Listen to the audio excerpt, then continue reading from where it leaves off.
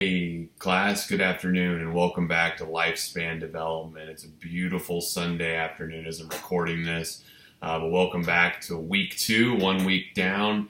Moving on to our second week. I mean, it's an 8-week class, so I promise you this is going to fly by, either because you're just having so much fun learning about lifespan that you won't know what to do with yourself, or you just got so much to learn, you'll be so busy. It's kind of like time just flies. You don't have anything else to think about or do. So mostly kidding about that, but I can't believe it's already our second week. We're already an eighth of the way in. So these summer classes, I don't know, they just seem to fly by, and maybe it is because it just keeps you busy and keeps you honest. So welcome back. Hopefully you're having a great weekend. We've had some, it's warm, but we've had some really nice weather. We had a nice storm. I think it was like Friday or the days of the week kind of fly and mix together. But I had a really nice weekend as far as weather goes. A little warm, but it was a good chance to get outside and do some things outdoors. Last night I got the chance to watch a short documentary by the Oklahoma City Thunder called Mr. Thunder about Nick Collison, kind of a short documentary detailing his last few weeks with the Oklahoma City Thunder. So it was really cool to see a lot of Thunder fans out last night in downtown Oklahoma City. Of course, we have the Dead Center Film Festival going on right now, so it was part of that. So I think it might still be going on today. So maybe after you're finished up with this video, hey, get out and go see some cool films, or maybe just get outside for the sake of being outside. So anyways, before I talk about kind of what's the agenda today, I wanted to make a few comments about last week, about the first week. First of all, I wanted to say, compliment you all on our first class discussion. I really, really enjoyed your individual introductions, getting to meet some of you, with how you described yourself and the pictures you showed. I really also enjoyed your reflections on the cohort effect, a really big topic addressed in this first couple of chapters. And it was really interesting to see a lot of some of the commonalities you discussed. I mean, there was a lot of discussion about technological differences. I mean, if you're someone who has a pretty large gap in age between you and your parents, then technology is going to be a big part of that cohort effect. I noticed there were a lot of discussions about social values and things like that. And I think next time I use this same discussion prompt, I think I'd like to add on maybe not only identify some of the dissimilarities, but what are some of the similarities, because I think it's easy to point out all the ways in which we're different from our parents, biological or otherwise.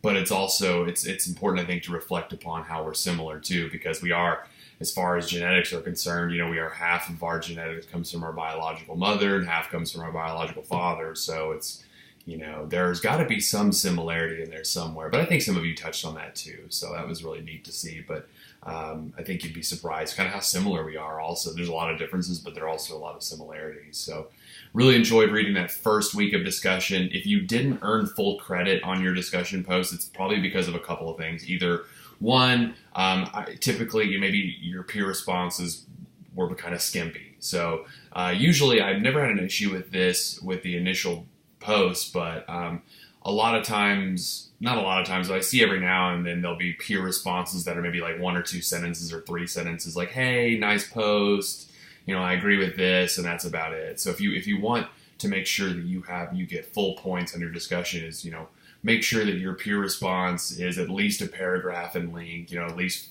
3, 4, 5 sentences, probably closer to 5 would be a better use of your time. And make sure it's more than just that, saying, hey, great post, I agree with this. Well, if you agree, talk about why and maybe relate it back. So that's another area. Also, I noticed a couple of you just didn't respond to peers. You had a really good initial post, but you just maybe either forgot or for whatever reason just didn't respond to your 2 peers. So obviously you missed points there. But so every week it's a requirement that you will make your initial post responding to the topic I post, and then 2 peer responses. And please read over that document about guidelines for discussion if you have questions about what's kind of expected in your discussion post. So, and another comment I wanted to make about is I am so thrilled this summer about our class makeup. We have a very diverse class. I think this is going to be very wonderful. I think the majority of the students in this class are nursing majors, but that's not the case for everybody. I think the majority of you are working in the medical field somehow, and that's great. I loved reading your introductions because we have several educators in our course, former educators or otherwise. We have several students who are from overseas and abroad. The United States is not their country of origin. In fact, I think we have 4 or 5 students that are from Africa. I think 3 of you all are from Cameroon. I apologize if there are more or less or whatever, but just kind of thinking off the top of my head, we have students who English is not their first language. We have students that this is the first time in college. We have students in our class who are returning for their second, third, fourth degree even. We have students in this class who are parents. We have students in this class who are expecting to be parents. So I really think in this particular course, that type of diversity is phenomenal. Because we're going to be interacting via discussions each week, I think having those diverse viewpoints and perspectives will be so important to guiding and moving this sort of ongoing conversation that we're going to be having this semester. So I am so thrilled about our makeup just off of week 1 and kind of reading into everyone's backgrounds. I think this is going to be awesome. So I'm looking forward to the opinions and the perspectives that you can bring, each and every one of you can bring to this course. So I'll be looking forward to that each week, including this upcoming week. So anyways, there's that. Now I'm going to move on and talk about kind of what's expected for week 2. If you'll look at the schedule for week 2, oops, sorry, my computer's acting up. I don't know if you can hear those buttons being pushed, but I accidentally pushed a button. Sorry, my computer didn't agree with it. If you look at our schedule, though, for this week under week 2, you have 2 chapters rather than 3. Those are chapters 4 and chapters 5. Chapter 4 covers physical development and infancy, so looking at how infants grow and develop during those very first years of life, specifically looking at motor development when they get up and move, sensory and perceptual development. So as you'll read through, human children are born with very limited mobility, very limited sensory abilities, so they have to learn these things. That's the one thing that development, other species like, for example, like horses, for example, they're born and they're ready to walk. They stumble around a little bit at first, but after a few seconds, they're good to go.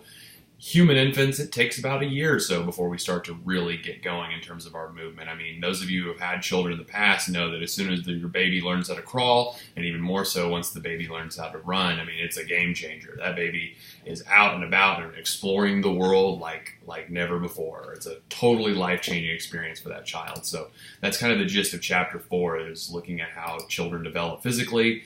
We'll move on to chapter 5, which is cognitive development in infancy. And this chapter is really important because we're really bringing in Jean Piaget full force in this chapter. Piaget is one of the biggest theorists in all of psychology, probably the biggest theorist, maybe you could argue, in all of developmental psychology. So you will see Jean Piaget's work appear over and over and over in this course. And really, Piaget has a very profound theory on cognitive development that is still used today in understanding in lifespan development and education.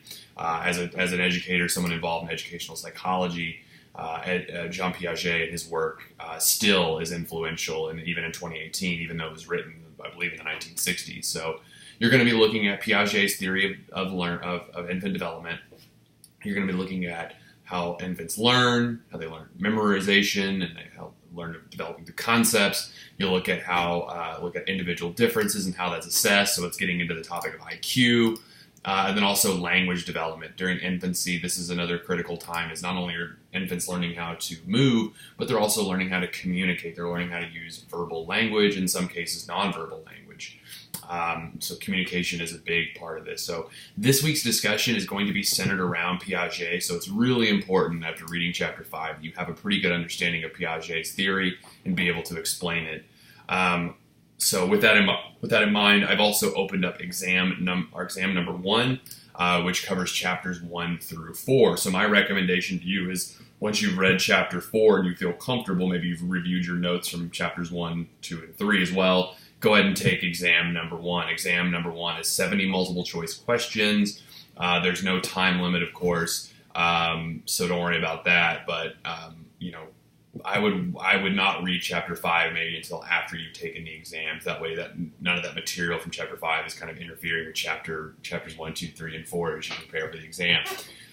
The exam will be open until Monday the 18th at 11:59 p.m. So you have a little more than a week to take the exam, but please don't wait until the last minute. Especially, please don't wait until like 11 o'clock on Monday night to take the exam. Even though there is no time limit, you will be cut off if you're not done by 11:59 p.m. So if you're like, it's 70 questions, and let's say you've got 50 of them done by 11:59, you'll be cut off with those missing 20 questions, and I don't want that to happen for you. So, even if you take the exam on Monday, give yourself enough time. It'll probably take you somewhere between 1 and 2 hours to take the exam. So please allot that amount of time. It's multiple choice questions. Use whatever resources you feel fit, although please don't use each other. You can't use your classmates or former class members of this class on the exam. But if you take notes, if you take good notes, by all means, those are a good resource to use. So, anyways, there's that. I also wanted to let you know that I went ahead and finalized and posted our writing assignment for this course, our case study assignment, which it's not due till week 6, but it is posted for you to take a look at if those of you want to start working on it. Some of you not complain, but some of you mentioned that you might need a little more time to work on it than just a week. So it is finalized and posted. You'll upload that to Dropbox once you're finished, but know that it's not due until week 6. There is a discussion post this week. It's along the line, it's in regards to Piaget. So again, please make sure you reviewed and read and reviewed his theory thoroughly before you create your discussion post. Your discussion post, of course, is due. Your initial post, a timely manner, is due by Wednesday, and your 2 peer responses are due by Friday. So in order to get full credit, make sure you get your initial post in by Wednesday and respond to 2 peers by Friday. So quick recap. Great first week. Really enjoyed the discussions. Go ahead and read chapters 4 and 5 this week. Exam 1 is open for you to take. It is open until the 18th, which is next Monday.